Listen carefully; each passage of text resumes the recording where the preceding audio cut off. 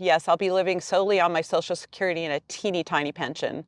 But I got really interested in this lifestyle, just found you randomly when I was laid off for 7 months, and a light bulb went off in my head saying this is a way that I can actually afford to retire. Hi everyone, welcome back to my next video. Today we're going to meet Anita. Hi. And Anita's in a nice Dodge Ram, and we'll find out here all about that. And how long have you been on the road? Just for about a year and a half. I've probably had the van for almost 2 years, but it needed a lot of repairs and fixing when I first got it in order to make it roadworthy. So it took a little while to get her up and going. Still a process. And you're supporting yourself on savings or? Well, I am not full-time on the road yet. I'm still working full-time. I have one daughter younger than Leilani, and I want to get her finished at ASU. She has about 2 to 3 years to go at ASU. So I've been coming out as much as humanly possible. I started out with a women's RTR in my RAV4 and realized real fast, I'm not camping in that. No, I'm not either. I appreciate that. So I was able to get this pretty cheaply, and yeah, I've been having fun with it, trying to learn as much as possible about the lifestyle. But my dream and my hope is that I'll be able to retire on the road. I'm just loving this lifestyle more and more as I do it.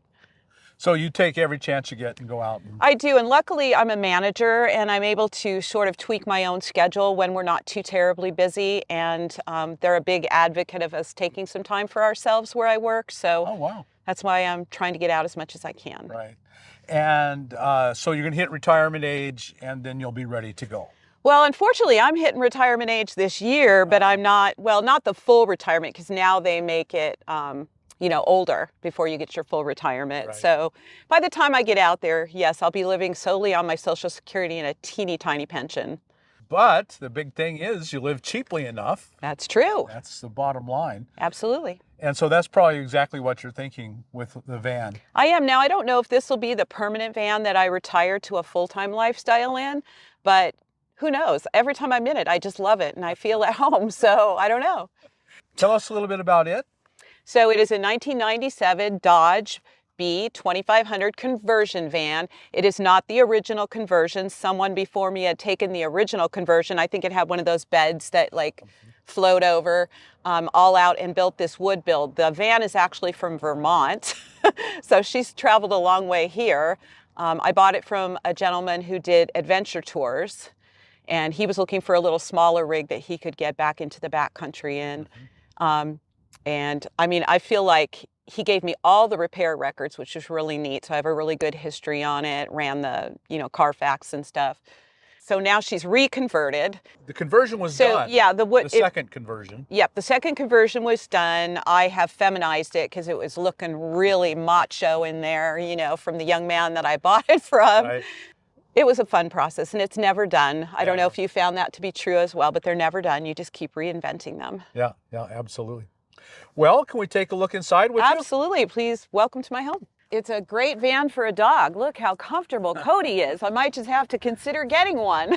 Cody never met a van he didn't want to spend time in. Well, I feel honored, Cody, that you came and spent time in mine. Yeah. So here we are. And so, man, he did a nice job in here. He did.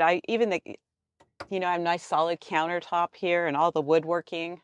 I kind of fell in love with it. It reminded me of a log cabin when I first was in here. It has a real log cabin feel. Yeah. But you're right. It looks like a man built it, or a man.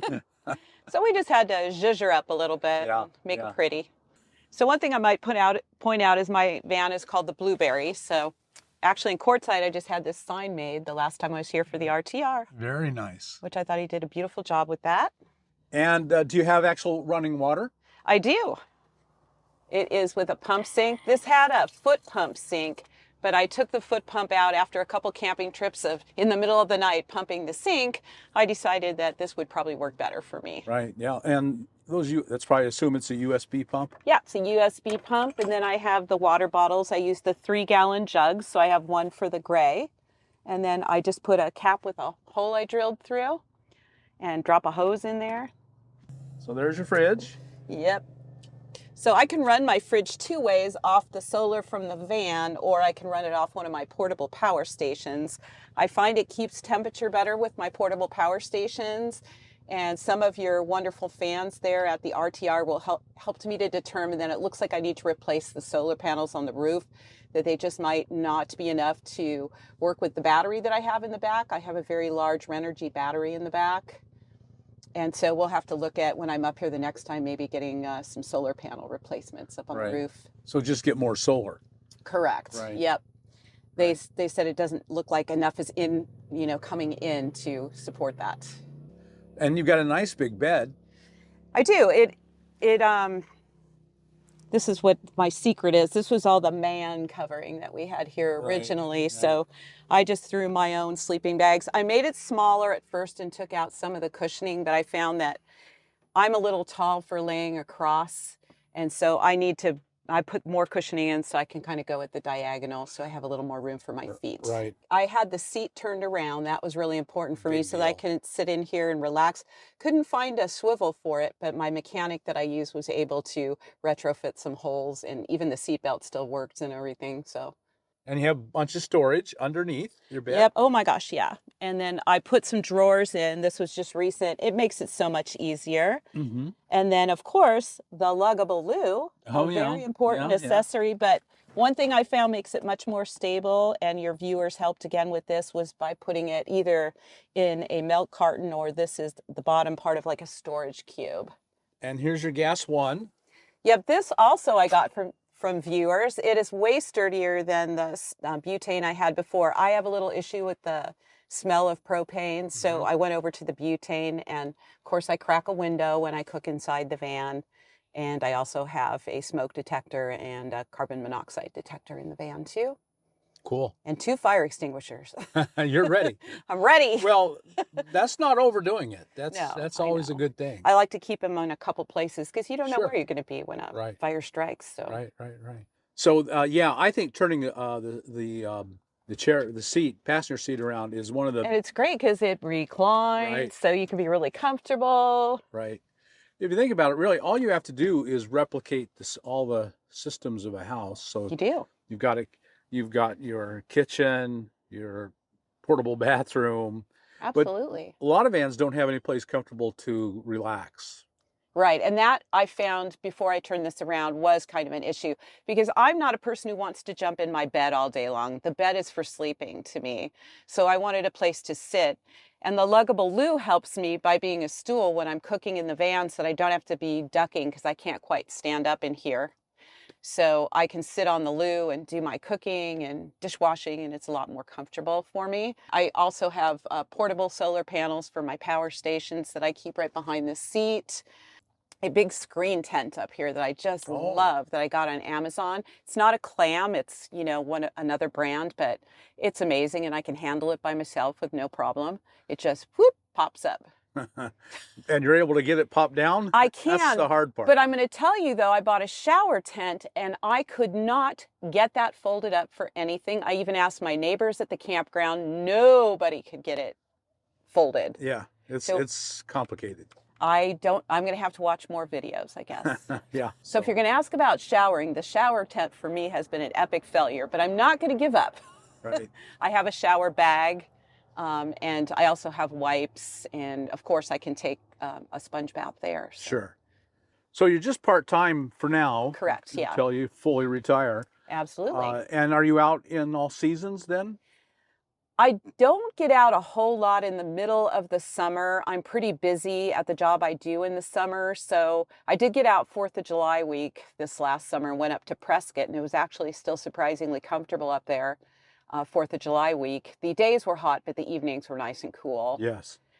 And I camped with a fellow nomad that I met, and it was a lot of fun. And she was camping in a RAV4. So I learned a lot from her, honestly. It's been so much fun to take a little piece of everybody I meet and, their help. I think, though, the only thing that I would do different is this build is very heavy, so it does put a lot of weight on the van. I had been tempted to take out some parts of it, but after everybody loved it at the show, I think I'm just going to leave it alone. It has, at least for now. Yeah, I think it has a beautiful feel. It has some character. It has a lot of character. It's not just well, this guy did a much better job than I ever could. When I'm done with something, it doesn't have much character. just functional. Exactly. And he insulated with, I can see spray foam and all kinds of stuff. And one of the RTR people helped me take a panel out of the door to see what was inside here in case I wanted to build like a cabinet or something in the door. And it's just filled with insulation. Oh. So it looks like it was sort of a spray foam. And then I think they've used some other things. I can just like peek between the cracks here and there to see what's up there. I was thinking about removing some of the ceiling to see if I could stand up, but we did the measurements and I still won't be able to stand up. So No.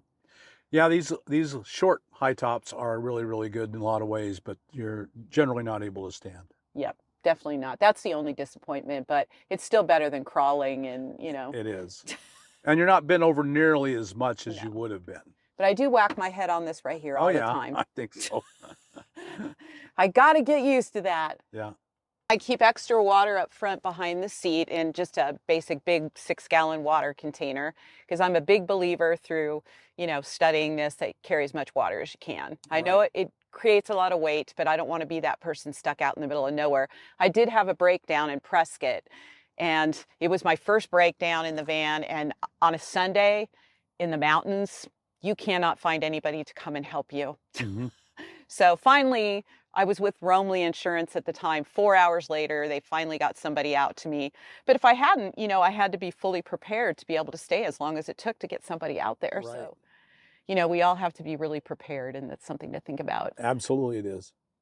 And then I just keep all my goodies back here.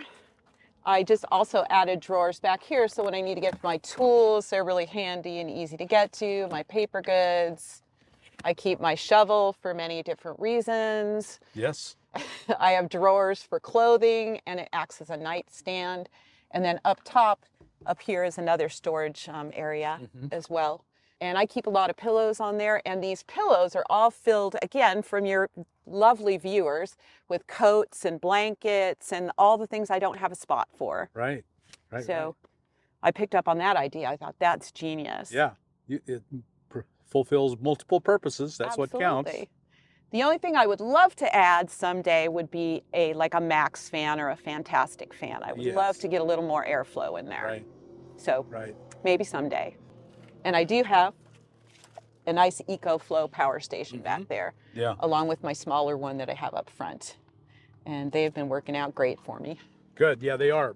Very, very handy. Well, thanks so much, Bob, for all you do and all the learning I've gotten through your programs, your videos. Thank you. I'm glad been amazing. It's a beautiful, beautiful van. Thank you very much. So folks, I'm sure you've gotten some great ideas out of this tour. If you did, like us on YouTube, subscribe to the channel, and we'll talk to you later. Bye. Bye.